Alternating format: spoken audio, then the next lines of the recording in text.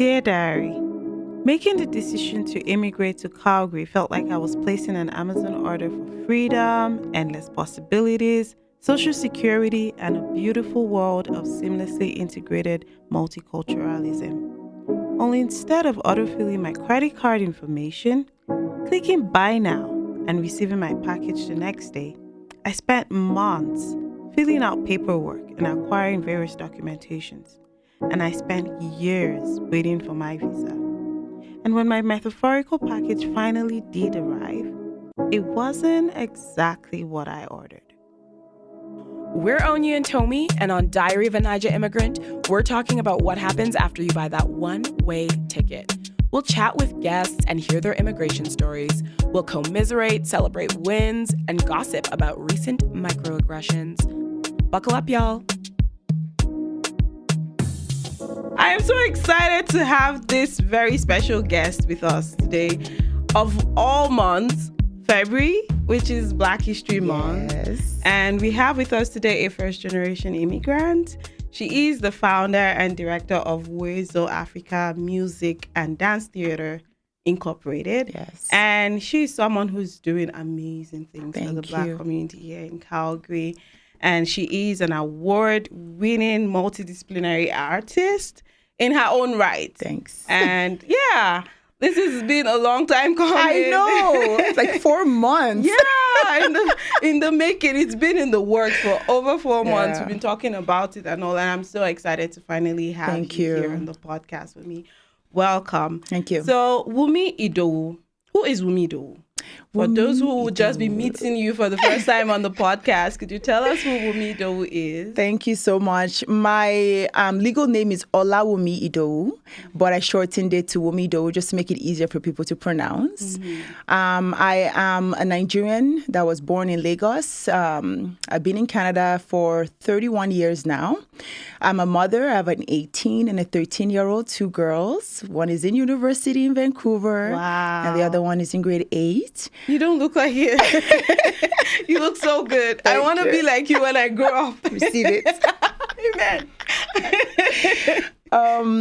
I love the arts, and I'm a huge arts advocate. I think arts transforms a lot of different mindsets, brings people closer, be able to celebrate the individual artist and what they bring into the community and the world. So I love art. I love going to museum and looking at artworks. I love going to plays, listening to music.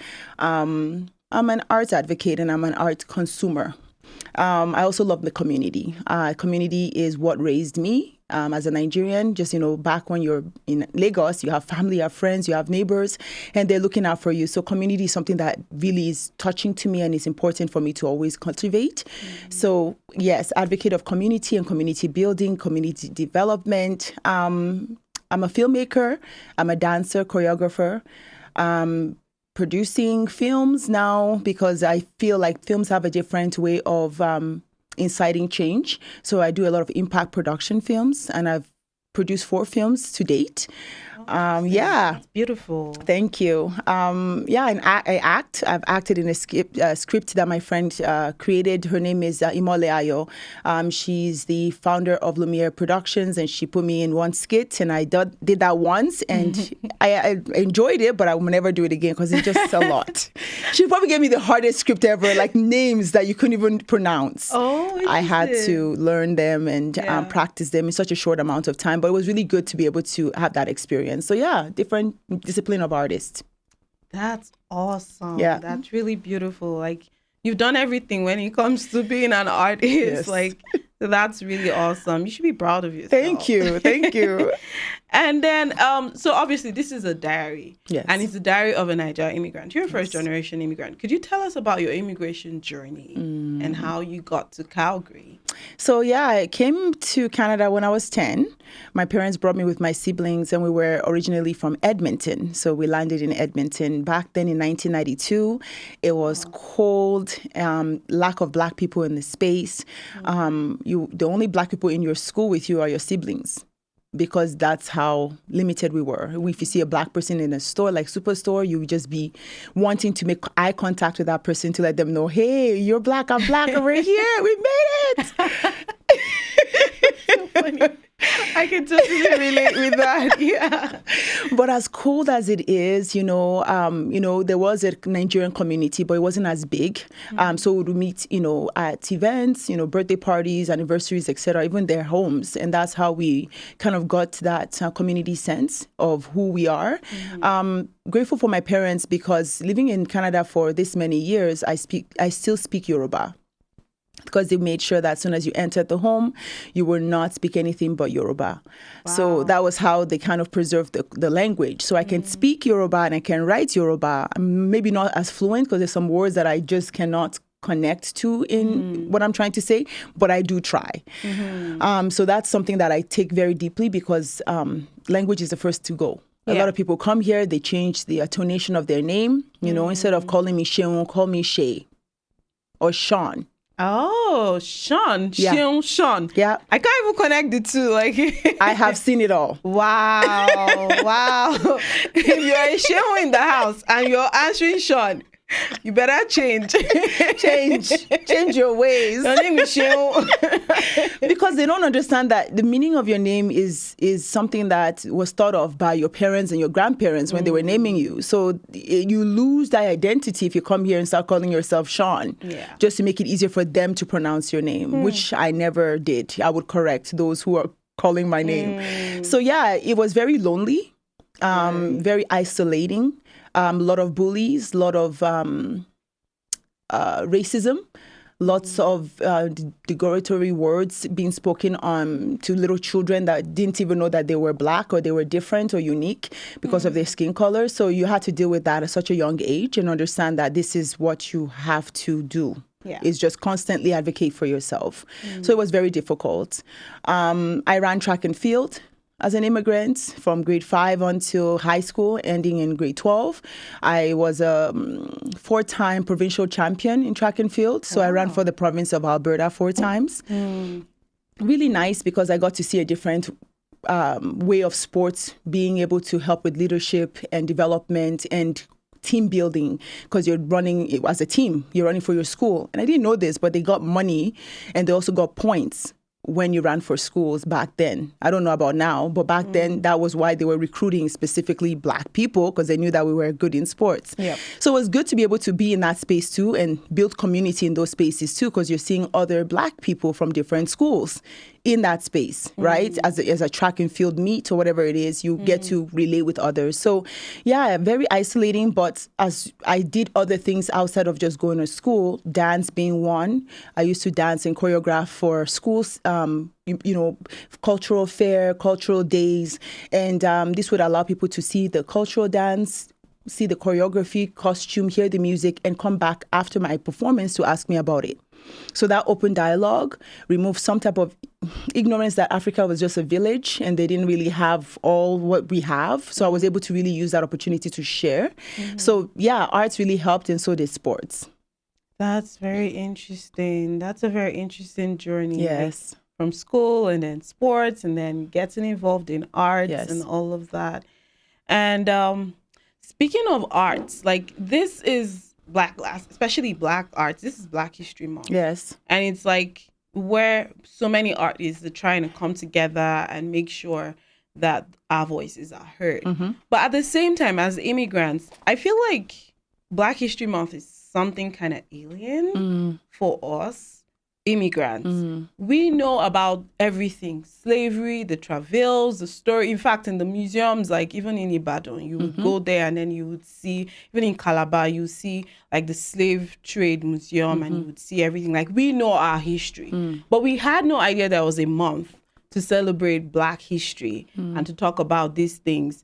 And I was just speaking with a friend this past week and the person was it was just during COVID, a white person, just during COVID that they knew about Black History Month. And that was because of the whole George Floyd incident. And that was when Black Lives Matter started to become a movement, right? So for people we immigrants that don't really understand what Black history, because you've had, since you were 10, you've had the experience, I'm assuming.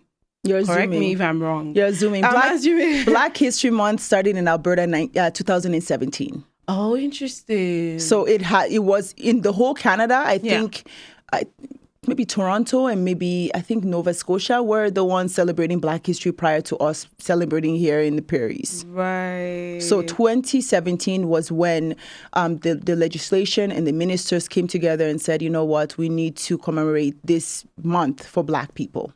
That's interesting. So then it's not like it's something that we just stood up one day and decided that, oh, this is Black History Month and we want to celebrate. Yeah, it's been around for like 30 plus years. Okay. But in the US, longer than that, like 1917 or something.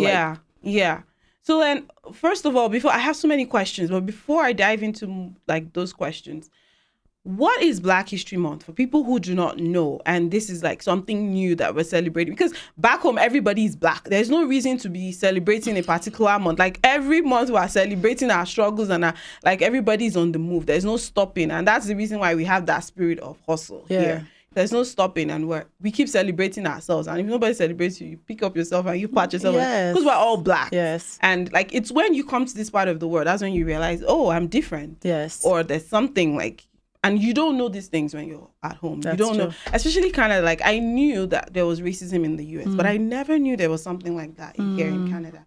And then coming in, and then my first encounter with everything was when Lejoto was killed, and it was like, wow. And I was into journalism, like I was studying, so like I had to go cover the news, and it really put me in a very messed up headspace. But there are some people who haven't been in the front line like that and don't know what Black History Month is.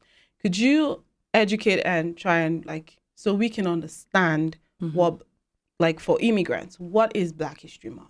So Black History Month is a month that was created, shortest month of the year. It's only 28 days, but it gives us Black people the opportunity to celebrate our triumphs, our history, whatever that was, Canadian, American, your own history as a Black person, and basically use that month to be able to just educate yourself. Specifically for me, I try to look into Canadian Black history, like Harriet Tubman, Viola Davis. Look at what they did to impact what we're enjoying now, what we're freely able to access, the work that they've done.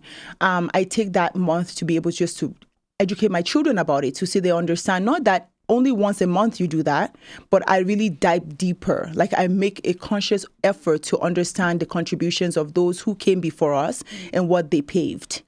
So that's what I do for Black History Month.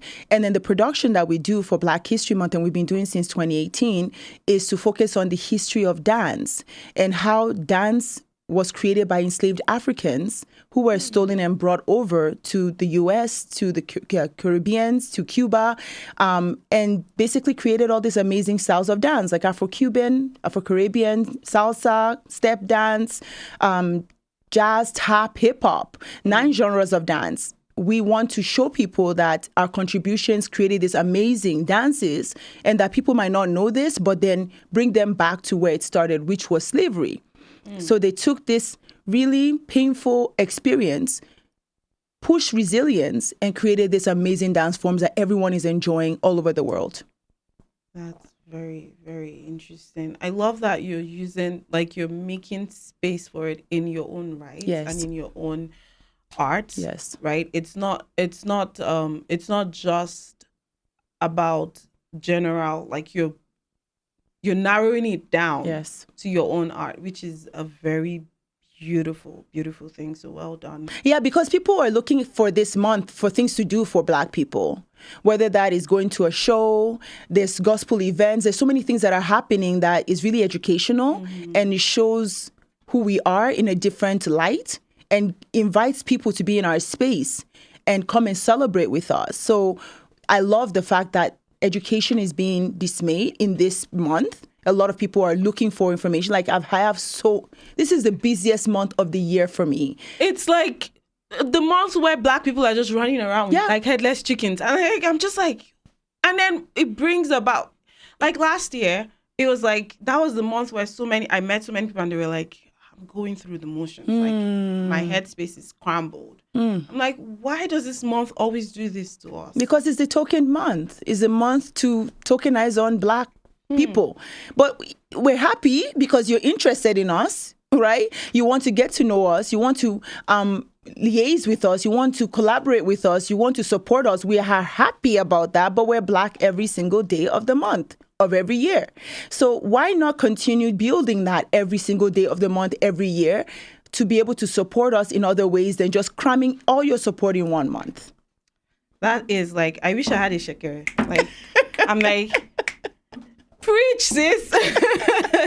Because, yeah, like, at the same time, I feel like I don't know, like, I have so many thoughts. One of my thoughts is like, okay, in the CBE schools, I don't think Black History Month is talked about. So you say 2017, I'm like, wow. And then that was why, because that was the reason why that conversation started with this white friend of mine. Because she was like, when she started hearing about it was during George Floyd. And then I was like, I've looked at my child's curriculum and I'm trying to explain to my child, we're Black, we're this, we're that. And they talk about indigenous people every time. But it never, like, Black History Month, February, I look at the curriculum, I'm like, there's nothing about Black History Month.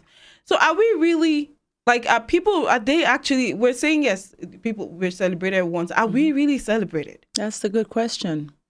Because the curriculum is not allowing that month to be also an opportunity for education. Each school will have to create their own Black History Month activity or event. Each school. Right? I've been working with the Calgary Board of Education for the past 4 years and just trying to get them to understand that curriculum has to change, right? They need to do more to be able to insert the contributions of Black people to the country of Canada. So why not use the Black History Month as an opportunity to do that? Even my daughter, my 13-year-old daughter is like, Mom, it's Black History Month and they never do anything in our school. Nothing. Like, they started some carnival in my son's school. So they're like, I'm like, what does this have to do with, like, we're not talking, we're not saying anything. And, like, how does it start? Yeah. Where do we start? The curriculum has to change. We have to advocate for it. We have to advocate for it. And they tell you that, it takes a while for the curriculum to change because the people who review the curriculum should make sure that what works and what doesn't work. But if you're going to realize the importance of Black people in a month, why not do more to be able to support other children understanding the importance of who we are in that month? So without that push, nothing will change. So I guess the change has to start some way or another. I guess the conversation has to start. And it starts with everybody. At the same time, like, as an immigrant, I don't totally understand because we celebrate this thing every time, like, where we're from. And this is who we are. And there's a general phenomenon. So, like, what are we saying? Why are we bringing it? But, like, coming here and I'm saying, okay, some people are actually talking about this thing. But some people don't even know what this is about. It's a tough pill to swallow at the same time. But, like, I'm glad that WOEZO Africa is doing something to be able to celebrate that. Could you tell us more about WOEZO and why WOEZO? Like, WOEZO is, like, what's the meaning of WOEZO? Yeah, so back in 2006, when I established the organization 17 years ago, the organization, was created. I was a dancer, but I was like, you know what? I have a bigger vision for what I want to do. It's not just dance. Dance is the means that I can express myself through vocabulary of movement, but I have other interests outside of dance, storytelling being one, theater being one, music being one. So I ensure that those 4 elements, dance, music, storytelling, and theater, were infused there. That's why it's WOEZO Africa Music and Dance Theater Incorporated. So WOEZO means welcome in the language of Ewe from Ghana, West Africa. And why I chose, why Ghana? Why I chose Ghana was my dad's mom was half Guinean, half Nigerian. Right. And I've always wondered about that side of the family because we didn't meet that side of the family. So I've always wondered, like, okay, I have a Guinean part of me in my ancestry, but where was I from? Which city? Which town? And then I married a Ghanaian man. I'm no longer married to him anymore, but he's the father of my 2 daughters, and he's from Ghana. So I was able to learn some things about Ghana through him. So I love the culture of Africa. You know, when you welcome people, you give them water. We're such welcoming people. That's why we were stolen. Welcome, they give us mirror and they'll give them our people. Can you imagine? We're so welcoming. They'll give us dry gin, I'll give them our people. To turn them into slaves, like Black History Month, right? Yeah. So I wanted something that meant welcome, and I looked in my culture in Nigeria, different, looking at the Igbo language and Yoruba language, Hausa language, just trying to find something that meant welcome, that was vim, something that people could see, say, and it stood out. But I couldn't find it. So I was like, okay, let me look at other countries. So that's how WOEZO came about. So yeah, the organization focuses on preserving the African culture using music, dance, theater, and storytelling. And we do that in different facets. We do programs like the Black Arts Development Program, workshops such as the Africa is not a country, it's a continent. We have song and dance. I love that. I love that, because that's just been my fight for a long time. Africa is not a country. No. Did you hear that? It's a continent. Africa is not a country. It's a continent. Yes, 54 countries to be precise. Exactly. So we do that workshop, and there's song and dance, there's storytelling, and then there is arts and craft. So we bring that to the public school system and other places that have children that we can really teach and impact about Africa. And then we have our Unganisha Explore Connect dance production, which focuses on dance genres that were created from enslaved Africans that are now known as modern styles of dance. And then we have other things that we do, such as dance workshops, Afro-Urban Dance Workshop being one of them. We choreograph, we perform, and now filmmaking. So we have different activities that we are broadening our scope and also bringing community in to be able to support and also be part of our engagement. Something I wanted to also mention for Black History Month, not just the production, we also are going into schools. In panels this month. I'm doing dance workshops for the Calgary Teachers Convention that's coming up with the Arts Commons. I'm doing different opportunities to be able to teach about Africa to different organizations, presentations in those ways and capacities. And it's just really beautiful to be able to see that the acceptance is now happening after George Floyd's murder. Before, in the 3 years of the Black History Month being pronounced in Alberta, nothing. You were looking for events. But now every single year since 2020, there has been events. Multiple events in Alberta specifically. And it's really good to see that people are really getting onto the bandwagon and doing something unique and different and something that will bring people together that we can celebrate this month. That's awesome. Yeah, that's really good. I'm glad that you're able to find your voice and talk about things like that, those difficult conversations that nobody wants to have. Especially as an immigrant. Sometimes you feel like, okay, maybe I need to shut up. Maybe I need to cower. But the fact that you're speaking up and you're looking for ways and you're just inserting yourself in this community. Yes. But at the same time, I'm very curious because like you said, when you came, there were very few Black people, and then you're looking at each other and you're like, hey, I'm Black, you're Black, yay. We're in the same skin, just like when you see somebody wearing the same dress outfit. And you're like, oh, we have the same outfit, I see you. It's we have the same skin, that kind of thing. But I'm very curious, how were you able to find your voice in even in the middle and in the midst of adversity and being different? How and why were you able to find your voice? You can listen to the rest of this conversation by searching The Diary of a Niger Immigrant on cgsw.com or wherever you get your podcasts. The Diary of a Niger Immigrant is proudly presented to you through Onyie's Lens. You can keep up with us on Instagram by following The Diary of a Niger Immigrant and through Onyie's Lens. Don't forget to rate, share, like, and drop a comment on topics you'd like us to discuss. And I'll see you on the next one.